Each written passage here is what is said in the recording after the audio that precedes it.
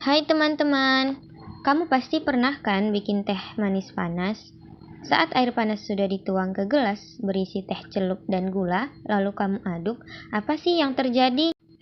Pasti kamu sudah tidak bisa melihat gula itu lagi kan? Alasannya, karena gula sudah larut sempurna di air panas dan tidak akan bisa berpisah lagi.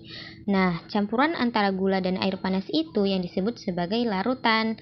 Dengan kata lain, larutan adalah campuran antara dua atau lebih zat terlarut dan zat pelarut. Dalam kasus ini, yang menjadi zat terlarut adalah gula, sedangkan yang menjadi zat pelarutnya adalah air panas. Kamu perlu tahu nih, larutan punya sifat unik dan khas loh. Sifat itu dinamakan sifat koligatif larutan. Dan simak yuk pembahasannya. Sifat koligatif larutan adalah suatu sifat larutan yang hanya dipengaruhi oleh jumlah partikel zat terlarut. Jadi, semakin banyak zat terlarut, maka sifat koligatifnya akan semakin besar. Maksudnya gimana sih? Misalnya gini nih, kamu akan melarutkan gula dengan air panas dalam jumlah yang berbeda.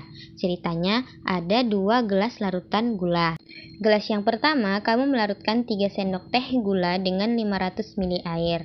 Sementara, untuk gelas yang kedua, kamu melarutkan 5 sendok teh gula dengan jumlah air yang sama, yaitu 500 ml juga. Karena gula merupakan zat terlarut dan jumlahnya lebih banyak di gelas kedua, maka sifat koligatif larutan gelas kedua akan lebih besar dibandingkan sifat koligatif larutan di gelas pertama.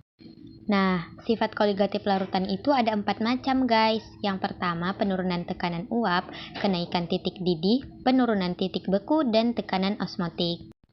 Nah, di awal tadi kamu sudah tahu apa itu larutan. Terus, kamu juga sudah tahu tentang sifat koligatif larutan dan macam-macamnya.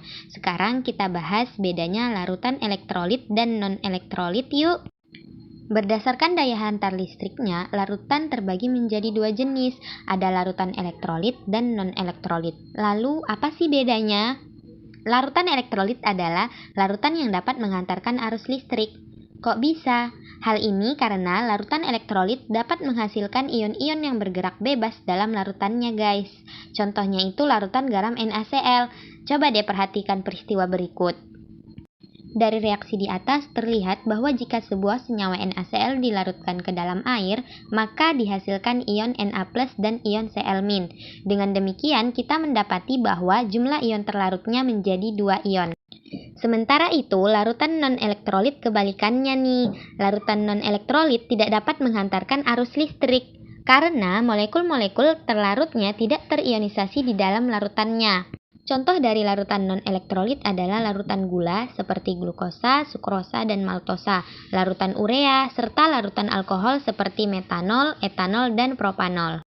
Nah, karena larutan dibagi menjadi 2, maka sifat koligatif larutannya pun terbagi menjadi 2, yaitu sifat koligatif larutan elektrolit dan sifat koligatif larutan non-elektrolit.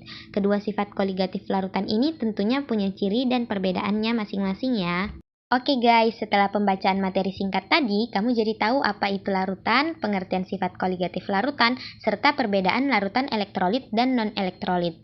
Intinya, dari konsep awal yang sudah kamu pelajari ini, kamu jadi punya bekal untuk mengerti masing-masing sifat koligatif larutannya.